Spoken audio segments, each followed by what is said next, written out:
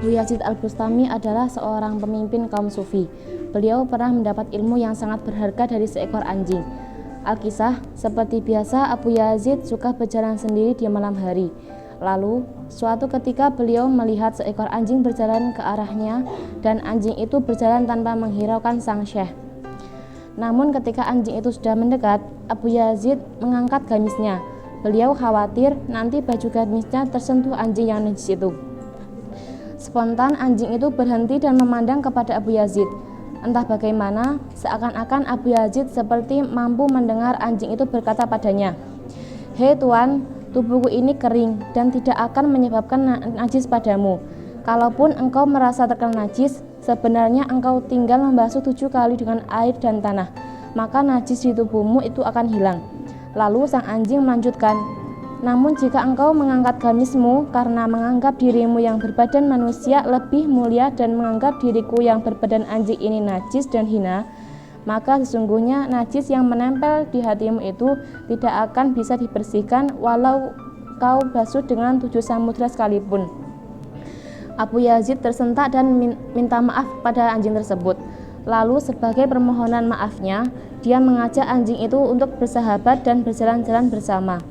Akan tetapi, sang anjing menolaknya dan berkata, "Engkau tidak pantas berjalan denganku.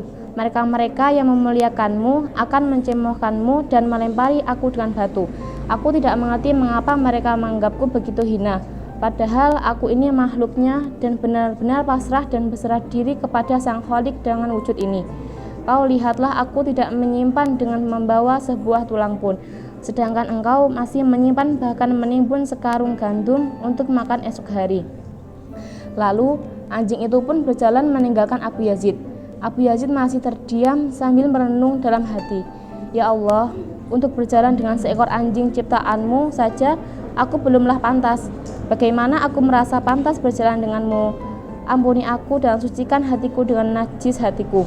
Hikmah dari cerita tersebut adalah jangan pernah merasa diri kita lebih suci daripada makhluk lain.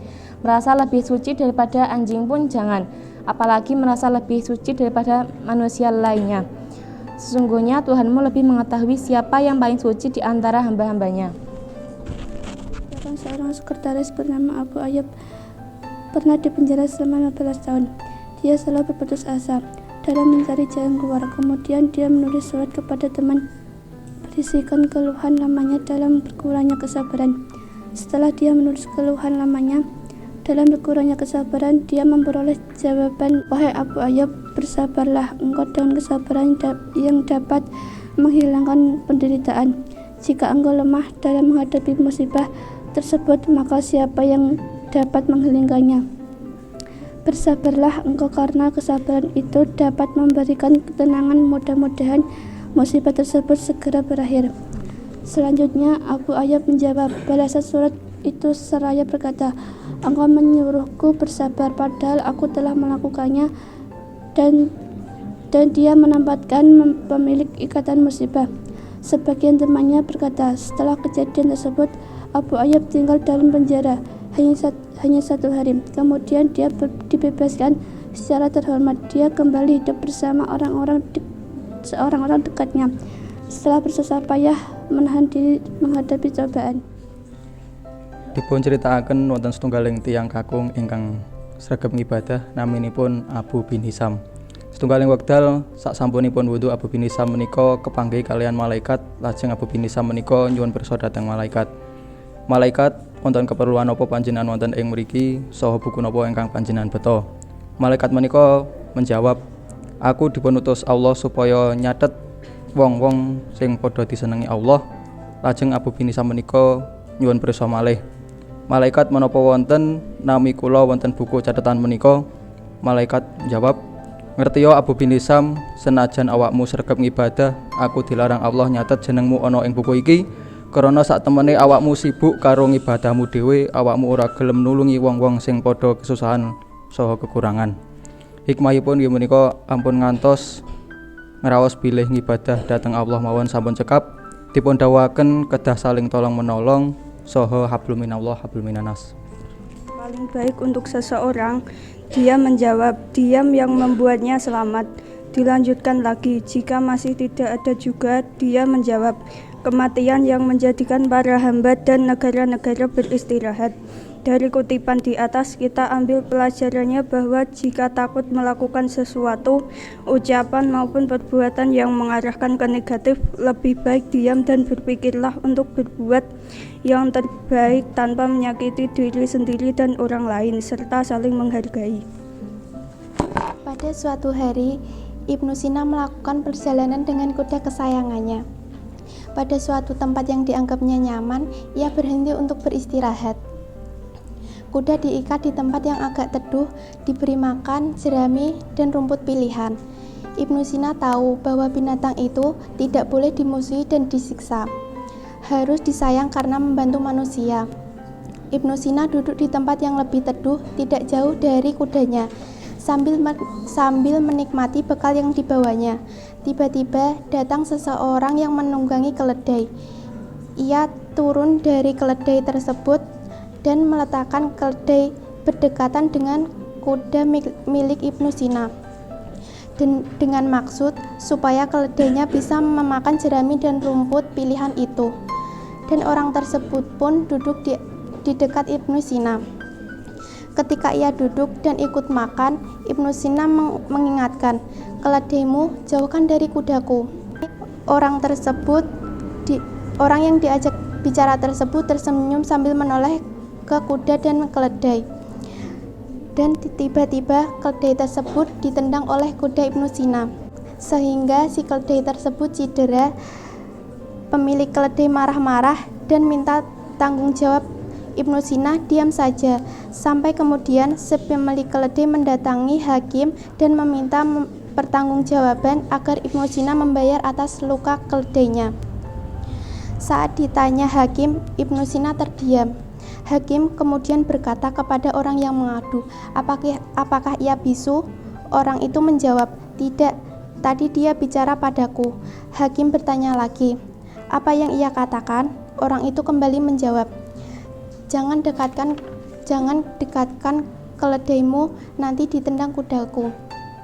Setelah mendengar jawaban itu, sang hakim tersenyum dan berkata kepada Ibnu Sina, Anda ternyata pintar, cukup diam dan kebenaran terungkap. Sambil tersenyum, Ibnu Sina berkata kepada hakim, tidak ada cara lain untuk menghadapi orang bodoh adalah dengan diam, dan kebenaran akan menunjukkan jalannya sendiri. Itulah sebabnya kenapa saya memilih diam. Hikmahnya dari cerita di atas adalah ketika kita diberi nasihat oleh orang lain, kita jangan menyepelekan nasihat orang itu. Dan diam adalah emas. Diceriyosaken satunggaling tiyang sekretaris ingkang asmanipun Abu Ayyub ingkang nate dipun penjara selama gangsal welas taun. Abu Ayyub punika nate putus asa anggenipun mados solusi. Lajengipun Abu Ayyub wau nulis serat kagem rencange ingkang isinipun keluhan dangunipun tahanan lan kesabaran ingkang saya kelong. Banjuripun Abu Ayyub angsal jawabanipun inggih punika, He Abu Ayyub, sabarata awakmu karo kesabaran sing isa ngilangake sangsara. Yen awakmu lemah anggone ngadepi musibah kuwi mau, maka sapa sing isa ngilangake nek utuh kesabaran iku? Sapa wong sing wis gawe pengikat bakal ngiket mau nganggo ikatan geting. Mula awakmu bisa ngupyakake sabarata awakmu amarga sabar iku bisa menehi ketentraman. Muga-muga masalah iku bakal rampung. Banjur Abu Ayyub mangsuli wangsulanipun nalika ije ujar, awakmu ngakon aku sabar, padahal aku wis nglakokake lan manehi saran kanggo aku. Banjur omong, muga-muga masalah iku bakal rampung, padahal aku ora ngomong muga-muga. Lan dheweke manggonaken duweke ikatan masalah ana ing panggonan ing luhur amarga dheweke isa ngupyakake. Sasampunipun kedadian kasebut, Abu Ayyub tinggal wonten ing pakunjaran namung setunggal dinten. Salajengipun dheweke dibebasaken kanthi mulya. Abu Ayyub sugeng malih kaliyan rencang-rencang caketipun. Saksampune berjuang nahan pacoban. Hikmahipun yen manungsa anduweni sifat sabar lan kateguhan, mongko bisa cepet ngéntukake solusi saka masalah lan bisa cedhak kaliyan kebungahan.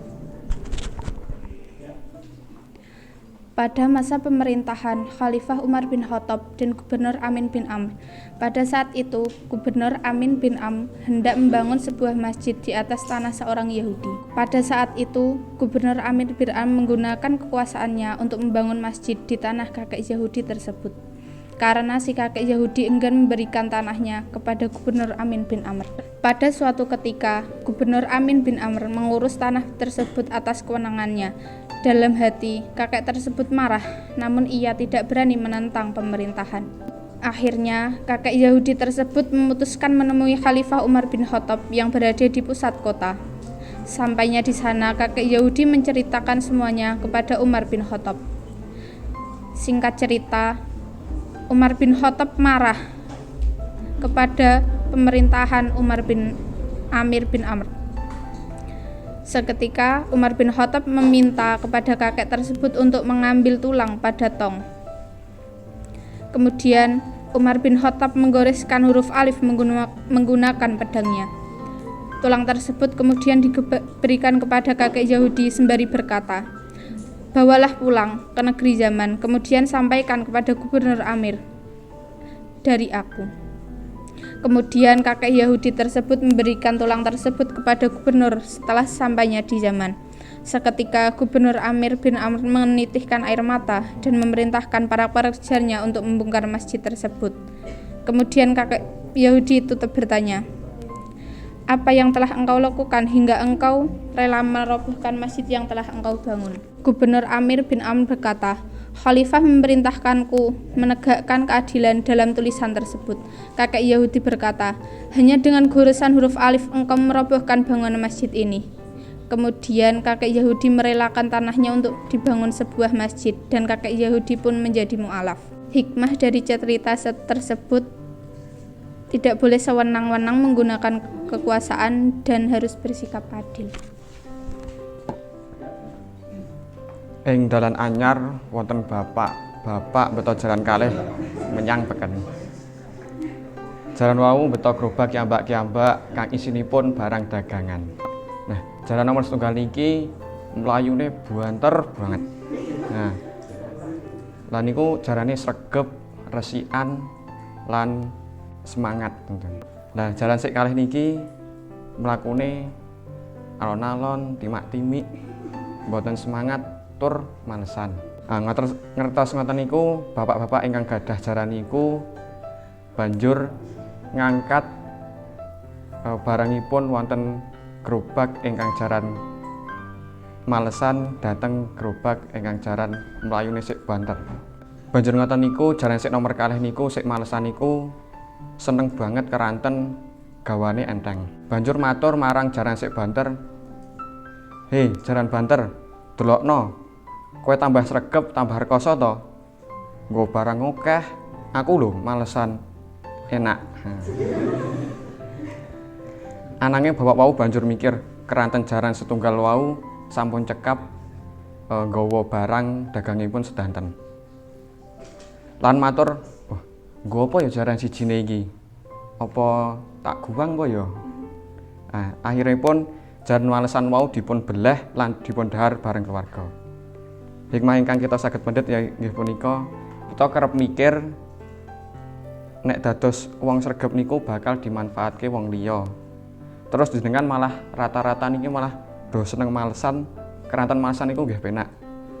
Nah, nanging kita bakal dianggep wong sing boten enten guna lan wong liya bakal nganggep kita remeh lan buang kita. Dados dadi wong sing sregep lan sregep niku saged manfaati dhateng kita sedaya.